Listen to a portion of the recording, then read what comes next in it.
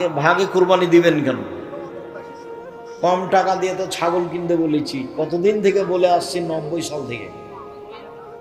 জি না, কুরবানি ভাগে নেই। ওটা তো 7 জনের ব্যাপার, 7 পরিবারের তো ব্যাপার নয়। টাকা আছে, রাজস্থান থেকে উট নিয়ে আসেন। টাকা কম আছে, ষাঁড় দেন। তার চেয়ে কম আছে, খাসি দেন। তার চেয়ে কম আছে, ছাগি দেন। তার চেয়ে কম আছে, ভেড়া ভেড়ি দেন। শিয়ারা কি মুসলিম না কাফের? শিয়ারা মুসলিম নয়। শিয়া কাদিয়ানি তারা অমুসলিম, মুসলিম নয় তারা। শিয়াদের সাথে ভাগ ও কুরবানি প্রশ্নই আসে না। কি বলো তো? সবাই বই নিয়ে যাবেন, কেউ খালি হাতে যাবেন না। এতগুলো বই রংপুরে নিয়ে এসছে, আবার ফিরিয়ে নিয়ে যেতে হবে, এটা কেমন হয়? আর বইয়ের আপনারা মূল্যায়ন করবেন, আপনি না পড়লে কেউ তো পড়বে। আর এসব আলী ইতিসাম পত্রিকা আপনাদের টাকা দিয়ে ছাপায় আমি, আমার কাছে অত টাকা নেই। বই পত্রিকা ছাপাচ্ছেন, পড়বেন। মানে 16,000 পত্রিকা বের হয় প্রতি মাসে। 12 জন মুফতি আছে, অনেক লেখক আছে, প্রেস আছে, এত খরচ আছে। এই খরচ তো আমার কাছে তো আর টাকসাল নেই, আমি তো আর টাকা বানাই না। রংপুরের লোক দেয়, সেটা খরচ করো। আপনারা শান্তি একদিনে দিনই কেউ দেয়, দুনিয়াতে কেউ দেয় না, হলে চলে কিভাবে? এমনি চলে? 40 লাখ টাকা মাসে বেতন লাগে, দিতে শিখতে হবে কম হলেও। জি, 40 লাখ টাকা মাসে বেতন লাগে, 300 জন শিক্ষক শিক্ষিকা। জি, 300 জন শিক্ষক শিক্ষিকা আছে। জি, ছেলে মেয়ে পাঠাবেন, বই পুস্তক নেবেন, সহযোগিতায় থাকবেন, কম হলেও। কমটাকে খাটো চোখে দেখবেন না। পৃথিবীর বাইরে কি প্রাণ আছে? একটা হাদিস, সব জমিনেই আছে প্রাণী, সবাই তাসবিহ পাঠ করে, সব আকাশে আছে। কিভাবে করে, কিভাবে আছে, আল্লাহ ভালো। মসজিদে তালিমি বৈঠকে বাধা প্রদান করে কোরআন ও সহিহ হাদিসের আলোকে। কেন যে বাধা প্রদান করে? হয়তোবা বেদাতি তোমরা, সেই জন্য। এমনি ভাবে তালিমি বৈঠক মসজিদে চলবে, এটা বাধা দেওয়া যাবে না। আকীদায় যদি ত্রুটি থাকে তাহলে দিতে হবে না। আমার ছেলের নাম রেখেছি আবরার ফাহিম। এই নাম কি পছন্দ হয়নি? আবরার মানে সৎ, নেককার, সৎকর্মশীল। আপনার ছেলে কি সৎকর্মশীল করে? জি হয়, নাম হয়নি ভালো, অবশ্যই পরিবর্তন করবেন, আজকেই করেন। আকিকা দেওয়া লাগবে না, বাস ওই যে সরকারের ঘর থেকে পরিবর্তন করে নেন, ওই নাম লিখবে, ওই নামে ডাকবেন। আহমদ, মোহাম্মদ যেটা রাখেন, আব্দুল্লাহ, আব্দুর রহমান যেটা রাখেন। আমাদের মসজিদের ইমামের তেলাওয়াত সম্পূর্ণ ভুল। এই কথার অর্থ এই নয় যে তুমি ইমামের পিছনে সালাত আদায় করবে না, এই কথা নয়। তার পিছনে সালাত আদায় করো, ভালো ইমাম নিয়োগ দাও। ওই ইমাম ফিতরা আদায় করতে বলে টাকা দিয়ে, এই ইমাম রাখা যাবে না। এই ইমাম পরিবর্তন করে দেন, দ্রুত পরিবর্তন করতে হবে, টাকা দিয়ে ফিতরা আদায় হবে না। সারা দুনিয়ার মানুষ যদি টাকা দিয়ে ফিতরা আদায় করে, সারা দুনিয়ার মানুষই গুনাহগার। রাসূল, সাহাবী, তাবী কেউ কোনোদিন টাকা দিয়ে ফিতরা দেননি।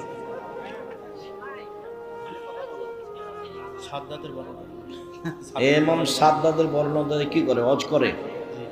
সাদ্দাদের তো কাহিনী মিথ্যা, সাদ্দাদের বর্ণনা কেমনে বলা যায়? 30 বছর থেকে বলছি যে সাদ্দাদের কাহিনী কোথায় আছে, কেউ বলতে পারে কি? কেউ বলে না 30 বছর থেকে। আমি বলছি সূরা ফাজরের আলোচনাতে আছে, আল্লামা আলুসি রুহুল মানিতে আলোচনা করেছে। সূরা ফাজরের আলোচনায় আদের 2টা ছেলে ছিল, সাদিদ ও সাদ্দাদ। সাদিদ মারা গেলে সাদ্দাদ পৃথিবী দখল করে বলে মিথ্যা ইতিহাস আছে। আমার বউ নামাজ পড়ে না, আমার করণীয় কি? দেখেন, যদি না বুঝে তাহলে তালাক দিতে হবে, কোনো পথ নেই। সুন্নতি লেবাস আছে কিন্তু নামাজ পড়ে না, চেষ্টা করেন পড়তেই হবে। নামাজ ফরজ না মাহফিল ফরজ? মাহফিলের সাথে নামাজের কি সম্পর্ক? আমার জ্ঞান অনেক সীমিত, সব কিছু যদি আল্লাহ তাআলা আগে থেকে লিখে রাখে বা পূর্ব নির্ধারণ করে, তাহলে এই যে ধারণা যে একজন চোর যদি চুরি করে তাহলে সেটা কি আগে থেকেই লিখা হয়নি? তুমি এই চিন্তা করছো কেন? ওদিকে গিয়ে আগে জাহান্নামে যেতে চাচ্ছ কেন? তুমি আগে একটু ধৈর্যের পরিচয় দাও। তোমার একটা বিবেক আছে, তো তুমি এখন পায়খানা খাবার বলবা যে এটা আমার ভাগ্যে লেখা আছে? এটা বলো, এটা কথা হলো? তুমি বিষ খাবার বলবা যে আমি খাচ্ছি, মধু খাচ্ছি, এটাই তোমার বিবেচনা? মেহেদি লাগাতে হবে। আপনি এর আগে অনেকবার বলেছেন যে কোরআন অত্যন্ত নিখুঁতভাবে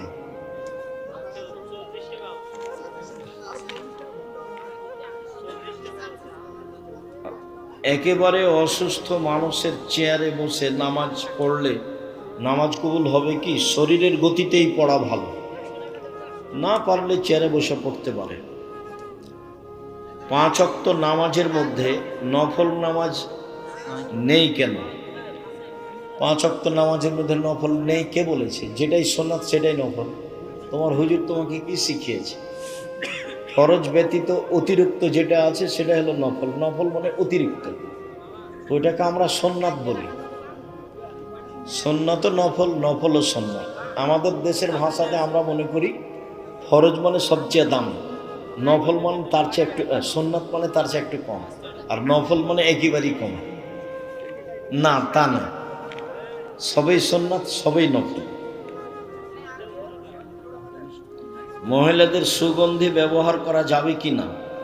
মহিলারা সুগন্ধি ব্যবহার করতে পাবে যা দেখা যায়, গন্ধ পাওয়া যায় না। আর পুরুষেরা এমন সুগন্ধি ব্যবহার করবে যা দেখা যায় না, গন্ধ পাওয়া যায়। অতএব মহিলারা আতর লাগাতে পাবে না। এই যে আসকারা মাস্কারা যেগুলো এতে পাওয়া যায় বিউটি পার্লারে, সেটা কিনে আনতে হবে। বিউটি পার্লারে ঢোকা নিষেধ, ওটাতে অ্যালকোহল আছে। ফরজ নামাজের মধ্যে মোনাজাত আছে কি না? নামাজ শুরু হয় মোনাজাত দিয়ে, চুপে চুপে ডাক, সালাম ফিরলে মোনাজাত শেষ হয়। তুমি যেটা বলছো সেটা হলো ব্যক্তিগত হাত তুলে দোয়া। হাত তুলে দোয়া পানি চাইতে গিয়ে সবাই মিলে, বাকি আর সবাই নয়। হাত তুলে দোয়া ব্যক্তিগত ব্যাপার, যে যখন পারে। মহিলাদের সৌন্দর্যের জন্য পায়ে মেহেদি দেওয়া যাবে কি? অবশ্যই দিতে হবে। মহিলারা হাতের নখেও দিবে, পায়ের নখেও দিবে, দিতেই হবে। মানুষ বায়ু ছাড়লে অজু ভঙ্গ হইয়া যায়, কিন্তু সেইটা তোমাকে ভাবতে হবে কেন? অজু ভেঙে যায়, বাস ভেঙে যায়, আল্লাহ রসুল বলেছেন। অজু করতে হবে মানে অজু করতে হবে, সেখানে তোমার নতুন কথার 5 পয়সা দাম নাই। তোমার ওটা মাথায় গোবর ঢুকে আছে তাই এগুলো লিখেছ। বাচ্চারা যে মহিলার মাথার চুল দিয়ে খাবার খায় মানে কি? মহিলার মাথার চুল দেওয়া তো বিকৃত, হারাম, কাবিরা গুনাহ। শুকরিয়া, জাযাকুমুল্লাহ খায়র। আল্লাহ আমাদের যারা মারা গেছে তুমি তাদের কবরের শাস্তি মাফ করো। তারা বকা ভালো, কিন্তু তালাক মুখ দিয়ে বের করলেই তালাক হয়ে যাবে। ইচ্ছায় বললেও হবে, অনিচ্ছায় বললেও হবে, জিদ করে বললেও হবে, তৎ করে বললেও হবে, হাসি মজাক করে বললেও হবে। তালাক তালাক।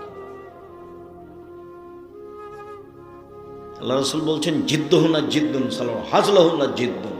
3টা জিনিসের চূড়ান্ত চূড়ান্ত, তৎ ও চূড়ান্ত, মজাক ও চূড়ান্ত। সেটা হলো, একটা হলো তালাক, একটা হলো বিবাহ, একটা হলো আজাদ, মুক্ত করা। অকারনা ফি বুয়ুতিকুন্না ওয়ালা তাবাররাজনা তাবাররুজাল জাহিলিয়াতুল উলা। মহিলারা তোমরা বাড়িতে থাকো, এটা আল্লাহর আদেশ। বর্ণতার যুগে, বর্বরতার যুগে, অসভ্যতার যুগে যেভাবে চলতো, এখন যেভাবে দেখছে, দিন রাত দেখতে পাচ্ছেন রংপুর বাজারে, আপনার ওই আরও যে আশেপাশে যেগুলো বাজার আছে সেগুলোতে তা আমার তো সন্দেহ হয় যে আসলে এসব কি হিন্দুর মেয়ে না আসলে মুসলমানের মেয়ে। সম্মানিত দিনী ভাই, আল্লাহ তাআলা ইয়া আইয়ুহান নবী কুল আজওয়াজিকা ওয়া বানাতিকা নিসাইল মুমিনিনা ইউদনিনা আলাইহিন্না মিন জালাবিবিহিন। মুহাম্মদ সাল্লাল্লাহু আলাইহি সাল্লাম আপনি আপনার মেয়েদেরকে, জনগণের স্ত্রীদেরকে, মহিলাদেরকে বলে দেন তারা যখন বাড়ি থেকে বের হবে, প্রয়োজনে যদি বের হয়, তাহলে সে যেন মুখের উপরে কাপড় ঝুলিয়ে পর্দা করে বের হয়। তো শাড়ি পরলে পর্দা থাকে? এই ছেলে,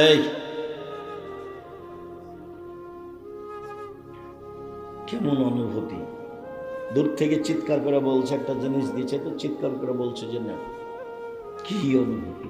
এই ছেলেরা, এই তোমরা যারা কয়েকজন আছো কিনা আমার কাছে ধরা পড়ে না, পাহারা দাও, আশেপাশে দাঁড়িয়ে থাকো, আশেপাশে কেউ যেন মোটর সাইকেল স্টার্ট দিয়ে না যায়, গেলে দূরে গিয়ে স্টার্ট দিবে, এখানে নয়। আর আমি তো আপনাকে বক্তব্য শোনাতে বাধ্য নই, আমি আপনার জন্য এসেছি, এ কথাই ঠিক। আমি ক্লাস থেকে বের হয়ে এসেছি, আবার গিয়ে ক্লাস করব ইনশাআল্লাহ।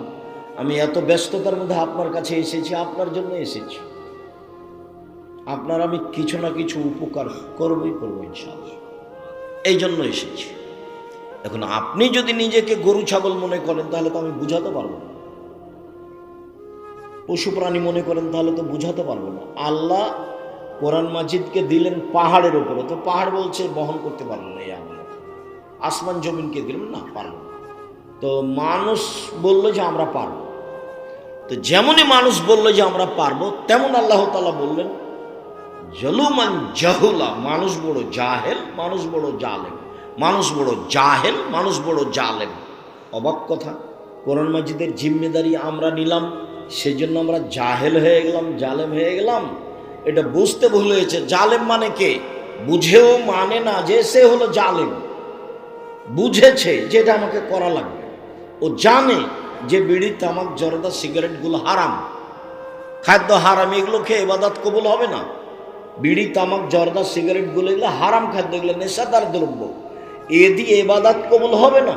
তারপর নিয়মিত জর্দা খায়, গুল খায়, তে হলো জালেম। মানে জেনেও মানে না যে সে হলো জালেম। চেষ্টা করলে বুঝতে পারবে, কিন্তু চেষ্টা করে না, সে হলো জাহেল। আমি এই টেবিলটার সামনে 1 ঘন্টা বক্তব্য দিয়ে বলছি টেবিল বড় জাহেল, আমার কথাই বুঝে না, এটা হবে? মাইকের সামনে 1 ঘন্টা বক্তব্য দিয়ে বলছি মাইক বড় জাহেল, আমার কথাই বুঝে না, তো এই কথাটা মানালো? তো মানুষ চেষ্টা করলে বুঝতে পারবে, কিন্তু চেষ্টা করে না, তখন মানুষ হলো জাহেল। আর জানে বুঝে মানে না, তখন হলো জালেম।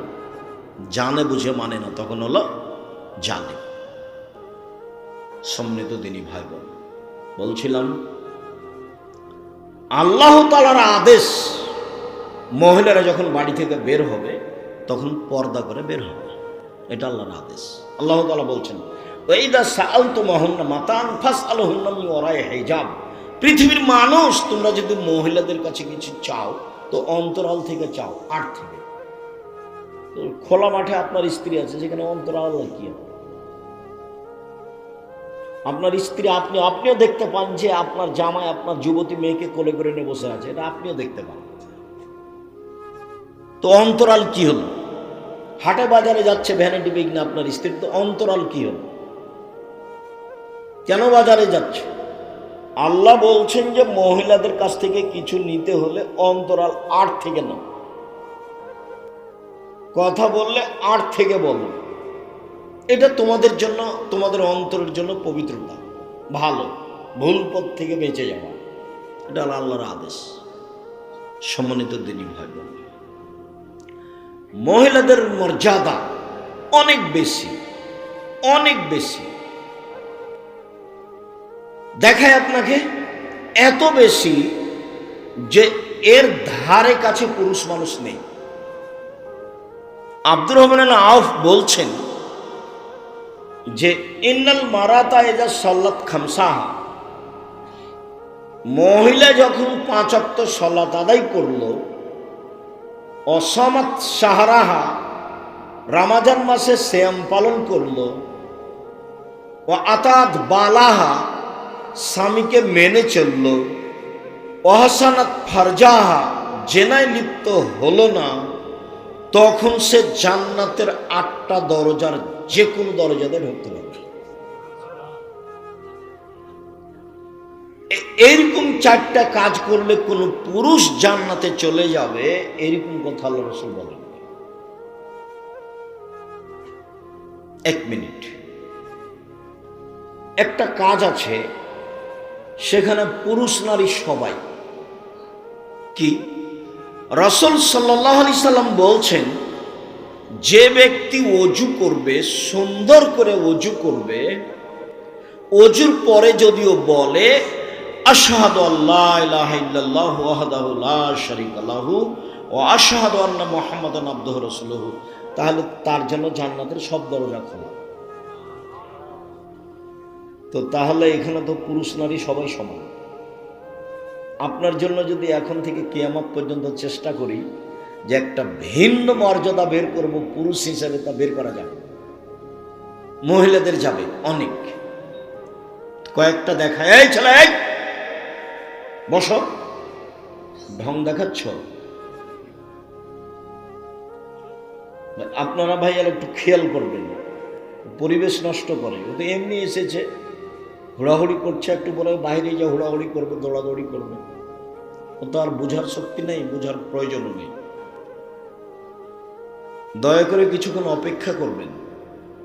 আমরা তো আর আব্দুল্লাহ বিন ফজল নয় যে ভোর পর্যন্ত বক্তব্য দেব। কিছুক্ষণের মধ্যে আমাদের কথা শেষ হয়ে যাবে ইনশাআল্লাহ। সম্মানিত দিনী ভাই বোন, আপনাকে আমি মহিলাদের মর্যাদা দেখাচ্ছি যেখানে পুরুষের কোনো সুযোগ নেই। তার একটা দেখালাম, কোনো মহিলা যদি 5 ওয়াক্ত সালাত আদায় করে, 1, 2 রমজানের সিয়াম থাকে, 3 স্বামীকে মেনে চলে, তিতা লাগলেও মিঠা লাগলেও মেনেই চলতে হবে। মানে স্বামীর সাথে খারাপ আচরণ করে জান্নাত পাওয়া যাবে না। আব্দুর রাজ্জাক সাহেব, আপনার এই কথা আমরা জানি, কিন্তু আমার স্বামীর মুখ এত খারাপ যে ওর মুখের দিকে তাকাতে আমাকে ঘৃণা লাগে। এর পরেও আপনি ধৈর্যের পরিচয় দিয়ে সংসার করেন, এটা আমি আপনার দিনী ভাই হিসেবে পরামর্শ দিচ্ছি। শেষ পর্যন্ত যদি আপনি টিকতে নাই পারেন, তো খোলা তালাক করে নেন, কোনো সমস্যা নেই। কাজীর কাছে কালকে গিয়ে বলেন যে আমি সংসার করব না, কাজী একটা তালাকনামা লিখে দিবে, আপনি মোহর টোহর যা নিয়েছেন তা ফেরত দিয়ে পাঠিয়ে দেন। একটা চেয়ারম্যানের কাছে দিয়ে পাঠিয়ে দেন, আর একটা লোকের কাছে দিয়ে পাঠিয়ে দেন। আপনি যেদিন লিখে দিয়েছেন কাজীর কাছে খোলা তালাক, সেদিন থেকে নিয়ে 30 দিন পরে বিবাহ বসতে পারবেন। আর আপনার স্বামী যদি আপনাকে তালাক দেয়, তাহলে 90 দিন থামতে হবে। স্বামী যদি স্ত্রীকে তালাক দেয়, তাহলে স্ত্রীকে কতদিন থামতে হবে বিবাহ বসার জন্য? 90 দিন। আর যদি মহিলা নিজে খোলা তালাক নেয়, তাহলে কতদিন? 30 দিন। সংসার করিয়েন না। সংসার করলে তিতা লাগুক আর মিঠা লাগুক মেনেই চলতে হবে। সপ্তাহ সপ্তাহ কথা বলেন না, মাস মাস কথা বলেন না। আপনি এক জায়গায় থাকেন, আপনার স্বামী এক জায়গায় থাকে। এটা কি? এগুলো কি জীবন? এটা হবে না। এভাবে সংসার করা হবে না, তাকে মেনেই চলতে হবে। যে কয়েকটা হাদিস বলবো সবটাই দেখেন, আপনাদের মর্যাদা অনেক বেশি, কিন্তু কথা স্বামীর সাথে লেগে আছে।